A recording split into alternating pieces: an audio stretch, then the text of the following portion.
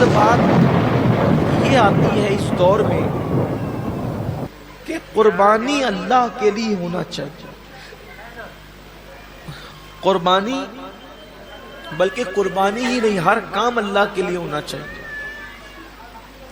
لیکن کل تک شادیوں میں دکھاوا تھا، کل تک ظاہری اعمال میں دکھاوا تھا، اور اب لوگوں کے یہاں عبادت میں بھی دکھاوا پیدا ہو گیا. اور خاص طور پر قربانی کے موقع پر یہ چیزیں زیادہ دیکھنے میں آتی ہے کہ لوگ دکھاوا زیادہ کرتے ہیں، اور لوگ اس پر گفتگو کرتے ہیں کہ اس کا جانور اتنے میں آیا اور اس کا جانور اتنے میں آیا. آپ جانور کتنے کا لاتے ہیں یہ اللہ کے نزدیک اہم نہیں. آپ جانور کتنے کا لاتے ہیں یہ اللہ کے نزدیک اہم نہیں ہے.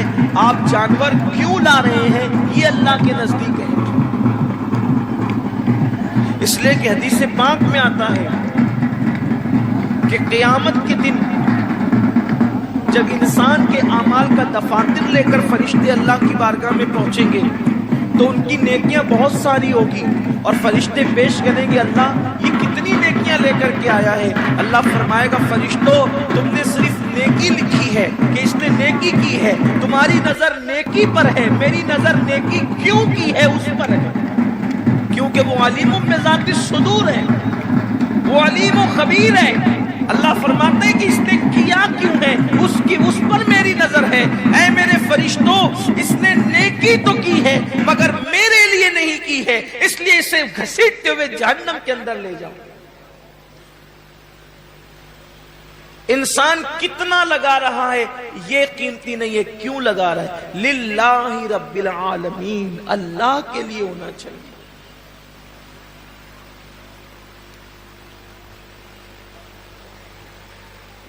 ایک مقام پر قرآن کہتا ہے کہ اللہ کے بارگاہ میں تمہارا خون اور گوشت نہیں پہنچتا قربانی کا.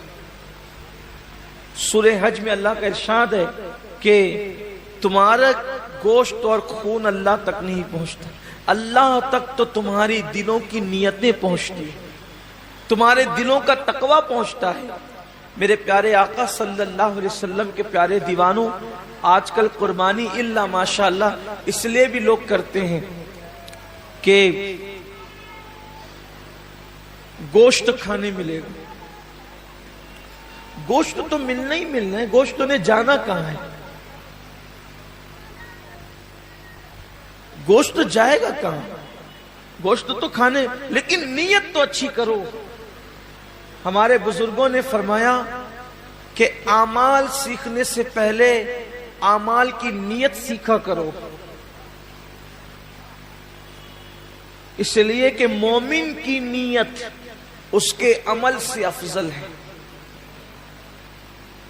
نیت المؤمن خیر من عملہ، مومن کی نیت اس کے عمل سے افضل ہے. آپ نے کبھی سوچا کہ ایک کافر 20 سال کفر کر رہا ہے پھر بھی وہ قیامت تک جہنم میں، 20 سال ہی نہیں بلکہ سال بھر بھی کفر کرے تو بھی جہنم میں، 6 مہینہ بھی کافر رہے تو بھی جہنم، اسی حالت پہ مرا تو جہنم میں. ایک دن بھی کفر کیا اور وہ کفر پہ مرا تو جہنم میں. کیوں ہے؟ اور مومن ایک دن مومن ہے اور ایمان پہ خاتمہ ہوا تو جنت میں کیوں ہے؟ عمل کی وجہ سے نہیں بلکہ نیت کی وجہ سے. کافر کفر پر اس لیے مرا کہ جب تک زندہ رہتا کفر پر رہتا، اس لیے ہمیشہ جہنم میں نیت کی وجہ سے. اور مومن جنت میں اس لیے ہے کہ جب تک دنیا میں رہتا ایمان پر رہتا، ایمان پر رہنے کی نیت اس کو ہمیشہ جنت میں رکھ رہی ہے. یہ انسان کی نیت کی اہمیت ہے، یہ انسان کی نیت کی اہمیت ہے کہ رہا تو ایک دن ایمان پر مگر نیت بھی ہمیشہ ایمان پر رہے گا. اس لیے ہمیشہ کی ایمان پر رہنے کی نیت اس کو ہمیشہ جنت میں رکھے گی، اور اس کو ہمیشہ کفر پر رہنے کی نیت اس کو ہمیشہ جہنم کے اندر رکھے گی. پتہ چلا کہ نیتوں پر اجر ملتا ہے. تو آج مومنوں کو، مسلمانوں کو نیت درست کرنے کی، جانور خریدو تو کتنا گوشت نکلے گا یہ دیکھ کر مت خریدو، بلکہ یہ اللہ کے نزدیک قبول ہوگا یا نہیں قبول ہوگا یہ دیکھ کر کے خریدو۔ آج گوشت ہی سب کچھ ہو گیا، اس لیے قربانی کی جو برکتیں ملنی چاہیے وہ برکتیں نصیب نہیں ہو رہی۔ آج میں تھوڑا سا اس پر گفتگو کرنا چاہتا ہوں، نیت پر۔ نیت کا بڑا عمل دخل ہے۔ جیسی نیت ہوگی، آپ نے سنا ہوگا، جیسی نیت ہوگی ویسی برکت ہو۔ اور صرف قربانی ہی نہیں بلکہ سیکھ لیجئے کہ جو بھی عمل کرو اس میں نیت اچھی رکھو، اللہ کے لیے کرو، اللہ کو راضی کرنے کے لیے، کوئی اور نیت نہ ہو، خدا کی رضا ہو، رضا الہی کے لیے۔ حدیث پاک میں آتا ہے کہ بنی اسرائیل میں ایک شخص تھا، وہ راستے سے جا رہا تھا، اس نے راستے سے جاتے ہوئے ایک ٹیلا دیکھا، تو لوگ شاید محتاج تھے اس دور کے یا اس علاقے کے، اس نے سوچا کہ کاش اگر میرے پاس ٹیلے جتنا سونا ہوتا تو میں محتاجوں میں تقسیم کر دیتا۔ یعنی اس نے دل میں نیت کی، بس اللہ نے اس دور کے نبی پہ وحی فرمائی، اس سے کہہ دو کہ یہ ٹیلا سونا خیرات کرنے کا ثواب پا چکا، یہ ٹیلا سونا خیرات کرنے کا ثواب پا چکا۔ کیوں؟ اس نے نیت کی ہے۔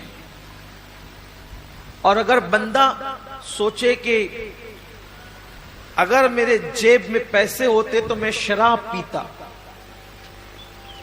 اور واقعی اگر ہوتے تو وہ پی لیتا، نیت کی اس نے، تو شراب پیے بغیر اب اس کو شراب پینے کا گناہ لکھ دیا جائے، اس لیے کہ وہ تو ہے ہی اس عمل کے کرنے کا مکمل طور پر اس نے عازم ہے، وہ اس نے عزم کیا ہے، لیکن چونکہ اس کی مجبوری ہے کہ اس کے پاس پیسے نہیں ہیں، اس کے پاس اسباب نہیں ہیں، یعنی کسی عورت کو دیکھے اور چند لوگ وہاں پر موجود، اور انسان دل میں سوچے کہ اگر یہ مجمع نہ ہوتا، یہ بھیڑ نہیں ہوتی، یہ رکاوٹ نہیں ہوتی تو میں اس کے ساتھ بدکاری کرتا، فرمایا گیا اس کا شمار زانیوں میں ہوگا، اس لیے کہ اس نے مکمل عزم کیا ہے، اگر وہ رکاوٹ نہ ہو تو وہ کر گزرتا۔ تو وہاں نیت پر نیکی بھی مل رہی ہے اور نیت پر گناہ بھی مل رہا ہے، یعنی نیت سے مراد عزم گناہ پر گناہ بھی مل رہا ہے۔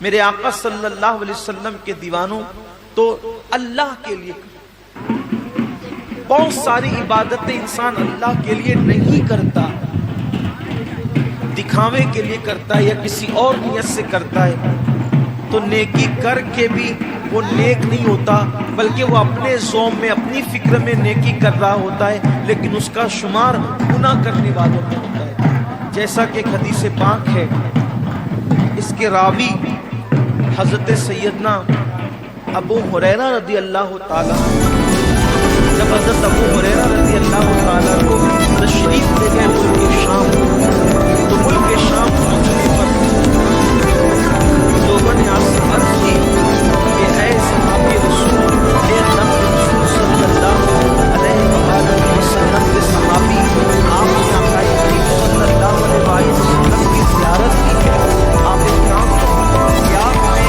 اللہ کے رسول علیہ السلام کی کوئی ایسی حدیث سنائیں جس پر ہم عمل کر کے چاہتے ہیں۔